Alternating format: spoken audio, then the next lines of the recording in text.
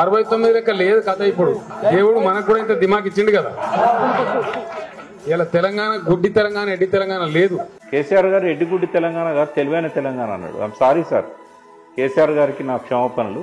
ఇది ఎడ్డిగుడ్డి తెలంగాణే. 90% కాదు, ఒక 60% ఎడ్డిగుడ్డి తెలంగాణ. ఇది సోయి రాలేదు, వస్తున్నారు. సిరిసిల్లలో మళ్ళీ 47 మంది ఆత్మహత్యలు, చేనేత కార్మికులు. ఏ ఆత్మహత్యలు ఆపాలని చెప్పి నాలాంటి వాళ్ళం ఆనాడు కోర్టును వదిలిపెట్టి, న్యాయవాద వృత్తిని వదిలిపెట్టి మేము వచ్చినామో, ఏ ఆత్మహత్యలు ఆపడానికి తెలంగాణ కావాలని చెప్పి 1200 మంది బలవన్ మరణాలకు పాల్పడ్డారో ఆ తెలంగాణను పెనం మీదకి వెళ్ళి పొయ్యిలో పడేసుకున్నది ఈ ఎడ్డిగుడ్డి తెలంగాణ ప్రజలే. సరే, ఇప్పుడంటే ఏమొస్తుంది? తప్పు చేసిండ్రు, పశ్చాత్తాప పడతారా పడరా, వాళ్ళ కర్మకు వదిలేస్తాను నేను. దానివల్ల నష్టపోతున్నది ఎవరు? నష్టపోయినలు? సిరిసిల్ల చేనేత కార్మికులు 10 ఏళ్ల తర్వాత మళ్ళీ ఆత్మహత్యలు బాటపట్టాడు.